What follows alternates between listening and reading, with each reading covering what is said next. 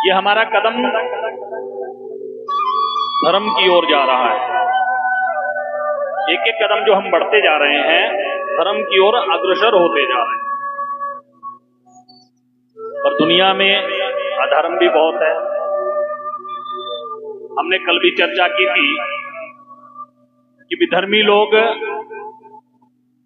जानबूझकर सनातन धर्मियों के ऊपर आक्रमण कर रहे हैं, आघात कर रहे हैं। कुछ बुद्धिजीवी हमारे भारतवर्ष के कहते हैं तुमने इसको नहीं जिताया, आने वाला भविष्य खराब हो जाएगा। तुम किसी को जिता लो, चाहे वो बीजेपी को जिता लो, चाहे कांग्रेस को जिता लो, यदि सरकार इस पर कार्य नहीं करेगी कि किस तरह जनसंख्या हिंदुओं की बनी रहे और विधर्मियों की जनसंख्या कम हो, तो आप आज बीजेपी की सरकार बना के खुश हो जाओ। आने वाला समय ना बीजेपी का रहेगा ना कांग्रेस का रहेगा, क्योंकि वो ये देख कर नहीं मार रहे हैं ये बीजेपी का समर्थक है तो इसको मार दो, ये कांग्रेस का समर्थक है तो इसको छोड़ दो। नहीं, वो ये भी देखकर नहीं मार रहे हैं ये ब्राह्मण है, ये पूजनीय है, वंदनीय है, इसे छोड़ दो। जब वो भगवान को ही नहीं देख रहे हैं तो विचार करो इंसान को क्या देखेंगे, हैं? जिसने देश को बनाने में महान योगदान दिया, उस देश का गठन करने में महान योगदान दिया, उसकी कोई प्रतिमा लगी हुई है बीच सड़क में। आप लोगों के पास भी सोशल मीडिया के माध्यम से वो वीडियो आई ही होगी, लज्जित कर देने वाली वीडियो है। विधर्मी लोग उसके ऊपर चढ़कर बाथरूम कर रहे हैं, हथौड़े चला रहे हैं। अब बताइए, तो विचार कीजिए कि जिसने उस देश को बनाने में अपना योगदान दिया होगा या दिया है, जब वो उसे नहीं छोड़ रहे हैं तो हमें और आपको छोड़ेंगे?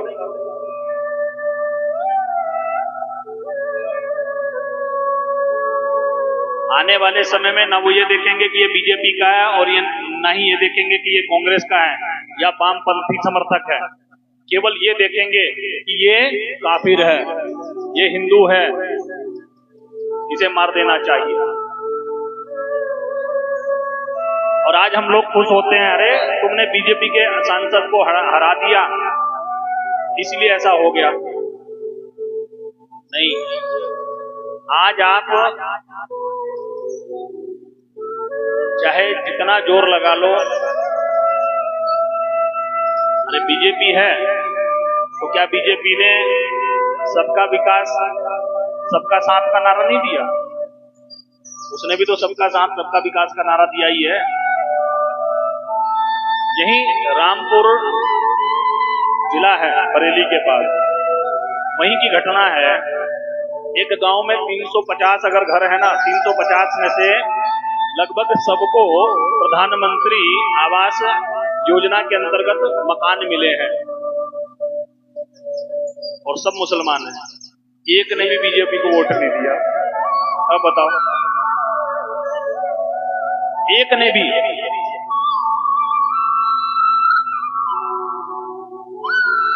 यही बात अगर मैं बैठ के व्यासपीठ से बोल रहा हूं ना, तो बहुत सारे लोग जो लाइव देख रहे होंगे उन्हें चुभ रही होगी, सोच रहे होंगे क्यों बोल रहा है, इसे ज्यादा ही या तो खुंदक है बीजेपी से।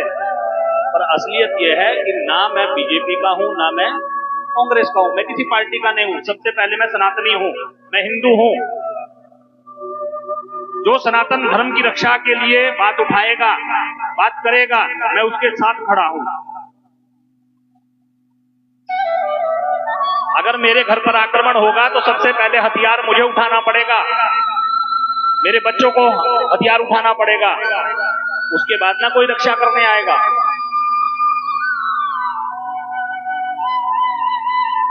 मान लीजिए मोहल्ले में कई बार झगड़ा हो जाता है, तो आपसी झगड़े में भी सबसे पहले कौन आता है? पड़ोस आता है क्या बचाने? पड़ोस तो खड़ा हुआ तमाशा देखता है, कहता पिट लेने दो पहले, तब बाद में देख लेंगे। इसलिए अपने धर्म को बचाने के लिए, अपने आप को बचाने के लिए लड़ना सीखिए। लठ है, लठ उठाइए, ईंट है, ईंट उठाइए, घर में चक्कू है, चक्कू उठाइए, और अन्य हथियार है तो वो भी उठा लीजिए।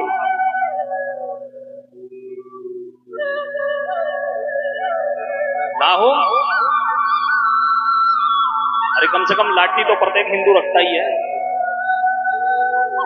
देखिए, हथियार होना बड़ी बात नहीं है, हथियार तो पता नहीं कितनों के पास है, और उस हथियार को चलाने का कलेजा भी होना चाहिए।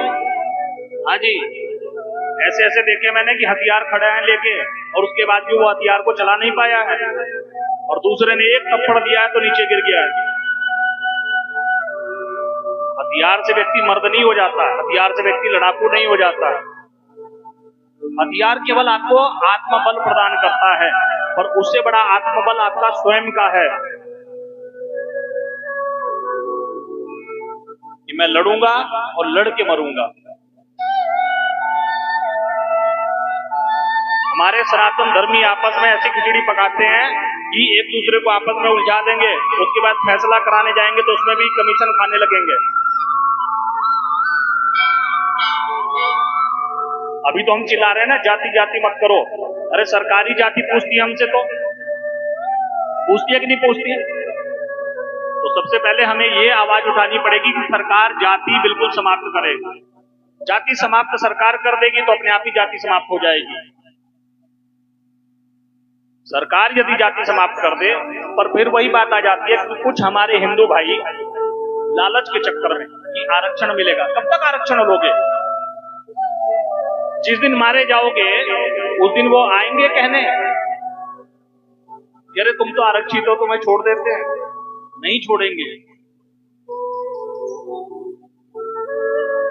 यदि इन चीजों से, इन घटनाओं से भी हम कुछ नहीं सीखते तो विश्वास कीजिए फिर हमारा भविष्य अंधकार में है। फिर तो यही है कि जब आपके ऊपर पड़ेगी आप लड़िए और मरिए, या तो जीत जाइए अथवा हार जाइए। इसलिए कथा को सुने, परंतु कथा को सुनने के साथ साथ अपने अंदर इस प्रकार का भाव लाएं, इस प्रकार का विश्वास लाएं कि यदि कभी समय ऐसा पड़ जाएगा तो हम कायरों की तरफ भागेंगे नहीं, लड़ेंगे अपने धर्म की रक्षा के लिए।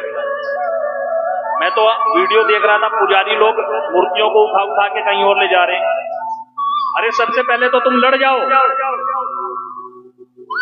जब तक सारी व्यवस्थाएं अच्छी थी तब तक तो तुम खड़े होके वहां पर जो है पूजा कर रहे थे, पाठ कर रहे थे, अनुष्ठान कर रहे थे।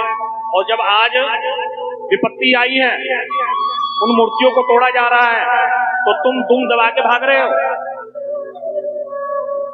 उससे अच्छा होता कि तुम वीर गति को प्राप्त हो जाते, वहीं मर जाते।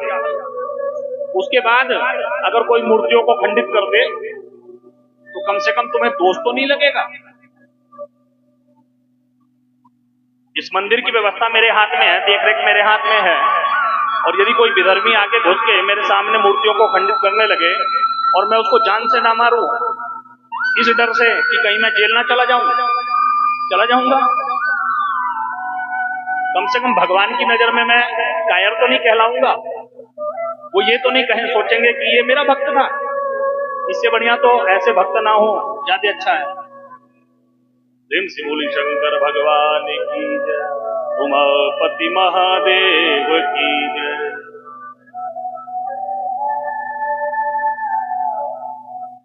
इसलिए अपने आप को जगाइए, भगवान की कथा सुनिए, और कथा सुनने के साथ साथ ये भी अपने मन में भाव उत्पन्न कीजिए, भाव लाइए कि यदि हमारे बच्चों पर, हम पर किसी प्रकार से ऐसा संकट आता है कि हमें किसी आताताई से लड़ना पड़ेगा, तो हम पीछे नहीं हटेंगे, हम वहां से भागेंगे नहीं।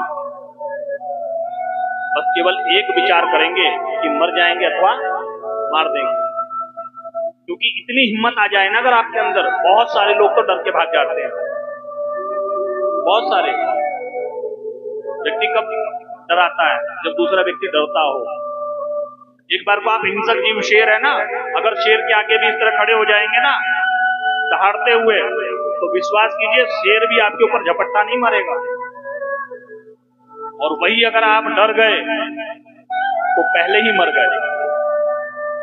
इसलिए डरिए मत, डर के जीवन जीना छोड़ दीजिए, लोगों की सहायता कीजिए, खूब खिलाइए पिलाइए, रक्तदान कीजिए, सारी सेवाएं कीजिए जो आप कर सकते हैं, सब कीजिए एक मानवता के नाम पर।